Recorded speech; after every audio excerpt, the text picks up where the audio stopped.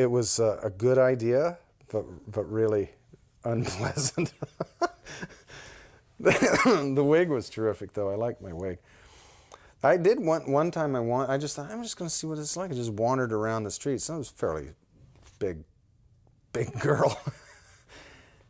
But it is weird to feel this thing, the snap of heads looking at you. I don't think I look too guy-like, actually. Get down. You can really move for a big woman. I like big women. Yeah, he's a much better looking man than he is a woman. Much better looking man.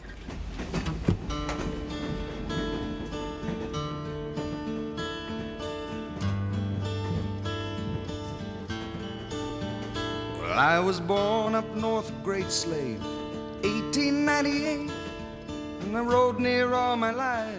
All the Queen's Horses was just an absolute blast to do. That was so silly. And that really was kind of going way out there to the far end of silly comedy. That's a thundercloud.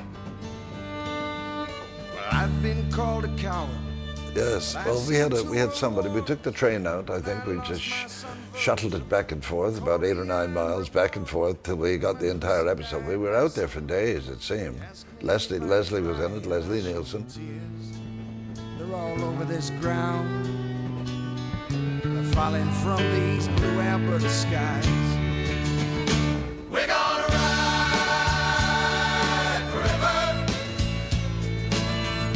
You can't keep horsemen in a cage. Should the angels call, well, it's only then we might pull in the rain. Now to tell me I'm an old man. I'm trying to recall how we did the stunt where I'm under the train, because I have to crawl under the train to get to Leslie Nielsen, who's in the toilet. Sergeant Frobisher! Before you continue, may I have a word with you? Friend or foe? A friend, I assure you. Where are you? I'm right here, sir. In the sink? No, sir. To the rear.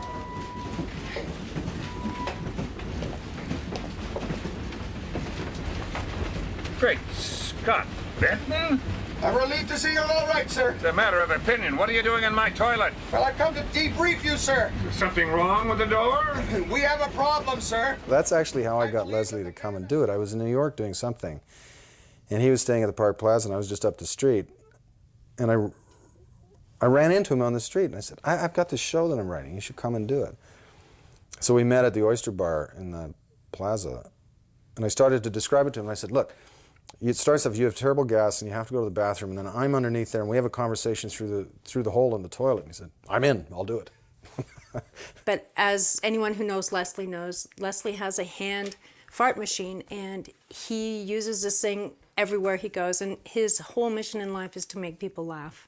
And on one occasion, I was having a scene with Paul, and Leslie was getting off his horse, dropped his baton, and leaned over to get it, and this thing went. And I said to him afterwards, Leslie, I got a scene with Paul here, okay? I got a long speech. Man, don't let fly, please. Not when I'm doing this scene. And so Leslie said, oh, fine, Gordon, fine. Well, of course, he didn't. But the space that he left cracked me up. I couldn't stop laughing at it. So there was a lot of laughter. Controlling ourselves was a big issue on that, because there were a lot of very spontaneous things happening, and in a very tight space. But they had these little roomettes, and so I'd wander by, and there'd be Leslie Nielsen, Gordon Pinsent in their red suits sitting side by side. And Gordon mumbles, and Leslie's stone cold deaf, so the conversations were hilarious. He just goes, what? What? And every time, and then they'd laugh. Then we go back again. Uh-huh. What do you got there? I found it. Found a break. What makes you think it's a break? It's written right on it, break. Could be a ruse. To what end? Something criminal. Are you insinuating that an entire design crew has deliberately mislabeled the key elements of a train? It's possible. I'm talking to a lunatic. Now, you see, this is what's wrong with you, Buck. You discount everything but the probable. It's why you couldn't make that shot way back then. Don't think that you can twist the knife, you know. That was springtime. I had my allergies. My eyes were cloudy. Whatever helps you sleep. This is the brake bar. And I'm going to bring this train to a halt. Wait. What? What are these? Wires. Oh, my God. They bypass the brakes. We better get a hold of Benton. This train is a runaway. This train is a runaway. Well, we were canceled at the end of the second year, and we were actually down. It was pretty much over. The British, the BBC, and other foreign investors said, no, we'll help. We're not going to cancel that show. It's a great show, and we think it'll go. It was very surreal to hear the support system that we had around the world and hear how much everybody loved it and was basically the backbone of this show. And I was, you know, just living at home in Bolton, Ontario, doing a show thinking, wow, are you kidding? Like, I couldn't believe it. I couldn't believe that many people supported the show. I got a call. I was in Toronto. I had another deal at CBS to do another show. So I would have had to talk to, convince Les Moonves, who was running the network at the time, that I was going to leave for Canada. I called him up and I said, you know, Due South is back. He said, yes, I heard. What are you going to do? Not entirely sure exactly what happened with all of his negotiations with the company, but whatever happened, they weren't, obviously, they couldn't arrive at something that was mutually agreeable. And I said, you know, I'm going to honor my commitment. I made a commitment to you and to CBS, and I have a contract, and I'm going to honor that. Which was really too bad. It was a good partnership that worked well, I thought. So everything is all right then? Yeah, Benny. Everything is all right. Well, that's good to hear, Ray. It's good to hear your voice. Listen, I want you to have a safe trip, and I will be in touch. All right, Ray. You understand that I will be in touch? As a friend? Yeah, Benny. As a friend.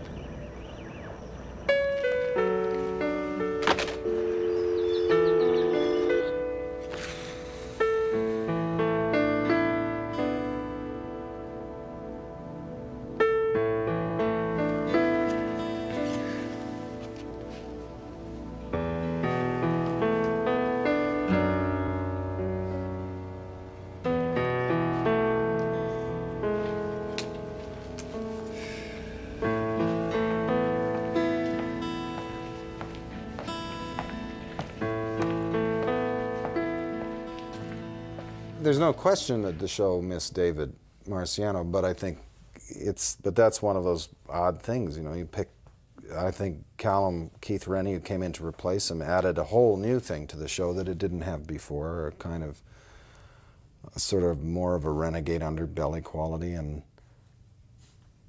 it, you know, if that had been flipped, if Callum had began the show and left and David had come in, the same answer would apply. Yes, the show misses Callum, but we got this whole other quality from David. Coming into a show, replacing one of the leads was a major concern, because I knew that character had been, you know, obviously been followed from the start, and didn't know how I would come across, didn't want to be